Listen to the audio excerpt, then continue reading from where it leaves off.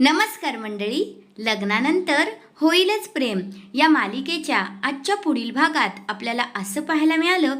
आता काव्या इकडे नंदिनीताईला म्हणत असते, नंदिनीताई तुला नाही का गं वाटत त्या जीवाचं काहीतरी त्या आर्याबरोबर चालू आहे असं? तर नंदिनी म्हणते, काही काय बोलतेस काव्या, असं काही नाहीये. आणि हो, माझा जीवांवर पूर्ण विश्वास आहे, ते असं काहीच करू शकत नाहीत.